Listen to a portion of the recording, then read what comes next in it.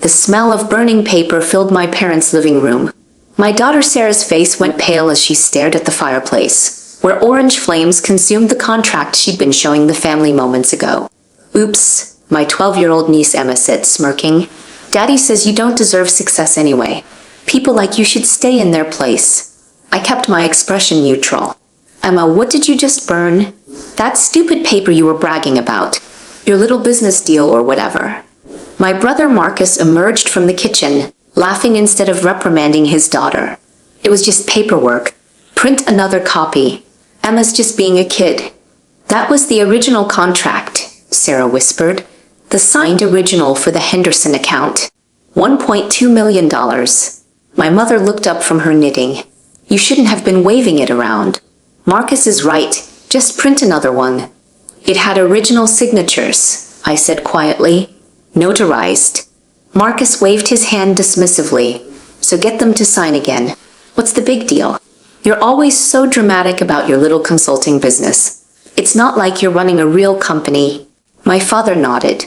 "You've gotten awfully high and mighty about this side hustle. Making copies isn't difficult." I looked at Sarah, whose eyes filled with tears. She'd worked 3 months on the Henderson proposal.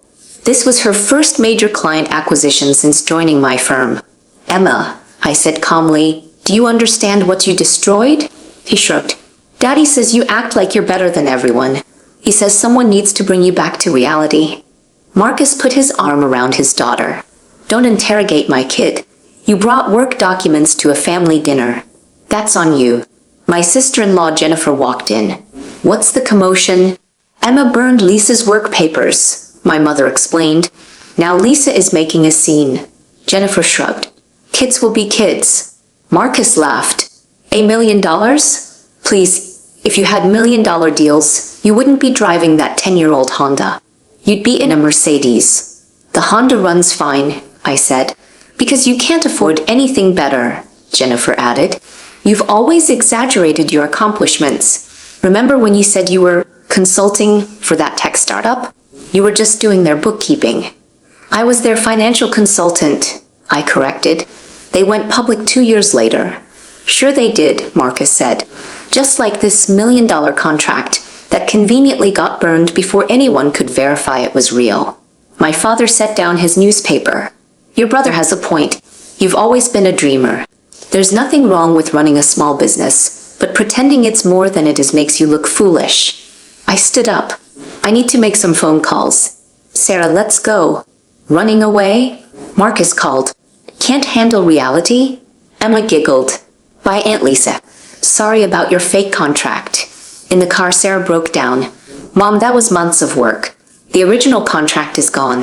Mr. Henderson's lawyers won't go through that process again." I pulled out my phone. "Give me a moment, sweetheart." The first call was to my banker, David Morrison. "Lisa, good evening." "David, freeze all credit lines for Marcus Thompson and Jennifer Thompson. Effective immediately." "May I ask the reason?" "Personal matter. Family conflict." "Understood. Anything else?" "Pull the report on their mortgage. I want to review the terms."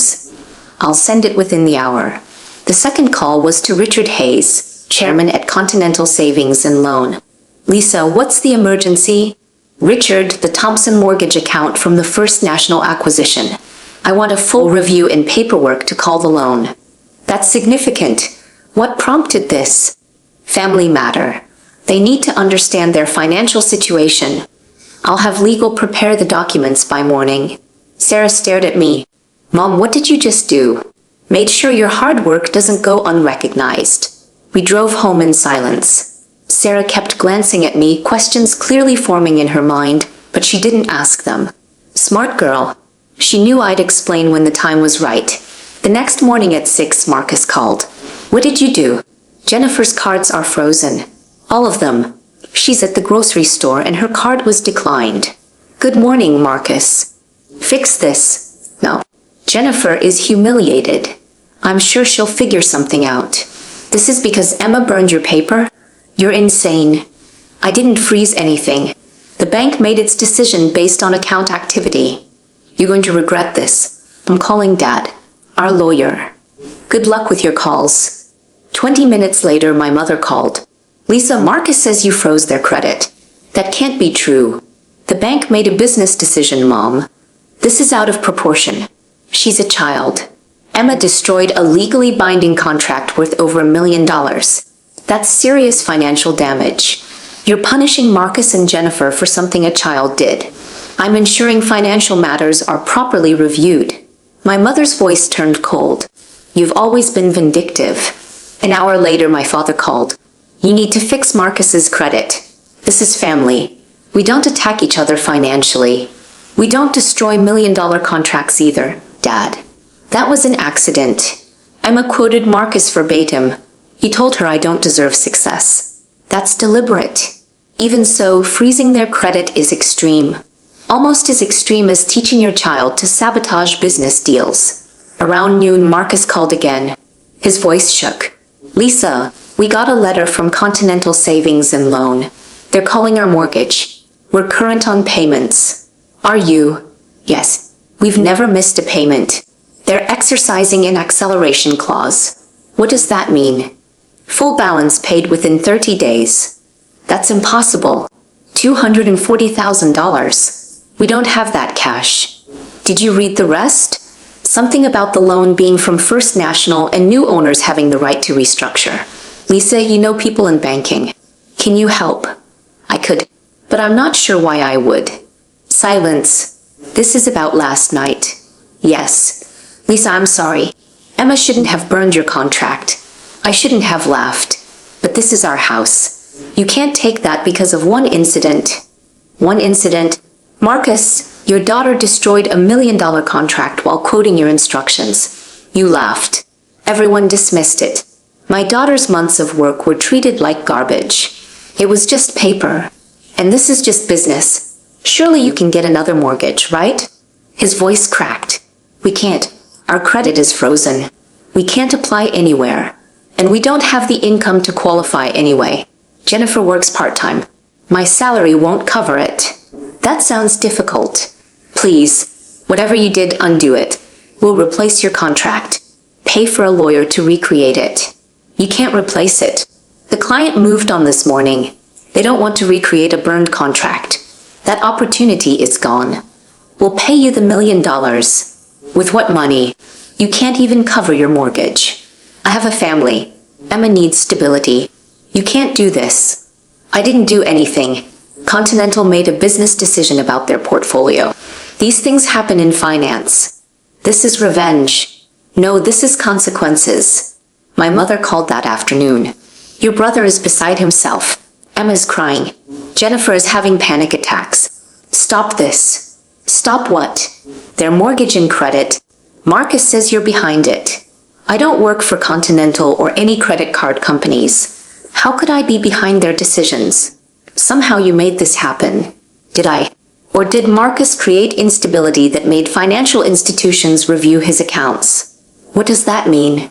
Actions have consequences. Emma destroyed $1 million contract. If someone teaches their child to sabotage business deals, what else might they do? Banks don't like instability. That evening, Sarah asked, "Are you really going to take their house?" "I haven't decided." Uncle Marcus sounded desperate. Emma's scared they'll be homeless. Emma should have thought about consequences before burning your contract. She's 12, and old enough to understand that destroying important documents is wrong. More importantly, Marcus is old enough to know better. What's going to happen? Tomorrow they'll receive options. Pay the full balance in 30 days or negotiate new terms. What kind of terms? That depends on their willingness to acknowledge what happened and the severity of Emma's actions and Marcus's encouragement. You want accountability. Exactly. The next morning, my entire family was waiting in my parents' driveway when I arrived. Marcus, Jennifer, Emma, my parents, even my younger sister who'd driven in from 2 hours away. The tension was thick enough to cut. Marcus held up the letter I'd had delivered. His hand trembled slightly. It says here the mortgage is held by L.M. Thompson Holdings. That's you, isn't it? Elm for Lisa Marie. Yes. You own our mortgage. The realization seemed to physically hit him. I own the company that owns your mortgage, along with several hundred other residential mortgages that were part of the first national portfolio acquisition. Jennifer's face went pale. How long have you owned it? Since the acquisition 18 months ago. You've owned our mortgage for over a year and never told us? Her voice rose with each word. Why would I? It's a business investment. The servicing company handles all the payments and communication. I rarely look at individual accounts unless there's a reason to. Until now, Marcus said bitterly. Until you made it personal, I corrected. When you taught your daughter to destroy my business contracts and mocked my work in front of the entire family, you made it very personal indeed. My father stepped forward, trying to take control. Lisa, this has gone far enough. Family doesn't do this to family. We settle our differences. We don't use financial weapons against each other. You're right, Dad. Family shouldn't do this. Family shouldn't destroy each other's work out of jealousy. Family shouldn't mock each other's achievements to make themselves feel bigger. Family shouldn't teach their children to sabotage each other's success because they can't handle someone else doing well. But that's exactly what happened 2 nights ago in your living room, and nobody except Sarah and I seemed to care about any of it. Emma was crying now, her earlier smugness completely gone. I'm sorry, Aunt Lisa. I didn't know it was real. I didn't know it mattered so much. Daddy said you were just showing off. He said you always pretend to be more important than you are, that you make up stories about your business. And what do you think now, Emma? I kept my voice gentle but firm. I think Daddy was wrong. I think I was wrong. I'm really sorry. The tears were genuine this time. Marcus put his hand on his daughter's shoulder, his own eyes wet. Don't put this all on Emma. I was wrong. I admit it completely. I was jealous, Lisa. You've always been the successful one, and I've always felt like I was living in your shadow. When Emma burned that contract, there was this ugly part of me that was glad. I wanted to see you knocked down a bit, brought back to earth. That was petty and wrong and cruel. I'm sorry. I'm so sorry. Are you sorry for what happened, or sorry that there are consequences? I needed to know the difference. Both. I'm genuinely sorry for all of it. For teaching Emma the wrong values. For mocking your success. For not recognizing how hard you and Sarah work. Please, Lisa. We'll do whatever you want. We'll apologize publicly. We'll pay for Sarah's lost commission on the Henderson account. We'll explain to Emma in detail exactly why what she did was wrong and what it cost. Just please don't take our house. Please don't make my daughter homeless because of my mistakes. I looked at Sarah. She gave me a small nod of approval. The letter outlines your options in detail, I said. You can pay the full balance within 30 days if you can secure the funds. Or you can accept modified terms. The modified terms include a formal written apology to Sarah for the destroyed contract, a realistic payment plan for her lost commission on the Henderson account, and mandatory financial counseling sessions for Emma about the real-world consequences of property destruction and business sabotage. Jennifer wiped her eyes, mascara running down her cheeks. We accept. Whatever the terms are, whatever you need, we accept. We'll do all of it.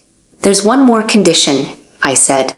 Marcus, you're going to call the Henderson Group yourself. You're going to explain that your daughter destroyed their contract in a moment of poor judgment, and you're going to ask them to reconsider working with Sarah. You're going to personally vouch for her professionalism, her competence, and her expertise. You're going to use whatever business connections you have to make this happen. They already hired someone else, Marcus said weakly. Then you'll convince them to hire Sarah too, for a different project, for additional consulting work. Use whatever leverage you have in your industry. Make it happen, Marcus. Prove that you actually respect what we do. What if I can't? His voice was barely a whisper. Then the original terms stand. Full payment in 30 days, or foreclosure proceedings begin on day 31. Marcus nodded slowly, understanding the weight of what I was asking. I'll make it happen. I swear I will. I'll call every contact I have. I'll make this right. My mother looked absolutely shocked. You're really going to make them do all this? This seems excessive, Lisa. Yes, I'm really going to make them do all this. Because Emma needs to learn that actions have real consequences. Marcus needs to learn that tearing people down doesn't make him bigger or more successful. And all of you need to understand once and for all that my success isn't pretend. It's real. Sarah's success is real. Our work matters. And neither of us will ever again tolerate being treated like our accomplishments don't matter or can be dismissed as fantasy. 3 weeks later, Marcus called. I got Sarah a meeting with Henderson. They're considering her for a different project, a $600,000 contract. I told them she's the best in the business. Thank you, Marcus. I mean it, Lisa. She's good. I was wrong to dismiss that. I was wrong about a lot of things. I know. Are we okay? As family, we're getting there. Keep working on it. Emma sent Sarah a handwritten letter apologizing and explaining what she'd learned in her financial counseling sessions. Sarah framed it and hung it in her office. My parents still don't fully understand what happened, but they're more careful now about dismissing my work. My mother actually asked about my business last week. Real questions, not dismissive ones. As for the mortgage, I modified the terms as promised. Marcus and Jennifer make their payments on time now. They understand what's at stake. And every time Emma visits, she asks Sarah about her latest contracts. Real interest, not mockery. Sometimes people need to lose everything to understand what really matters. Sometimes family needs consequences to learn respect.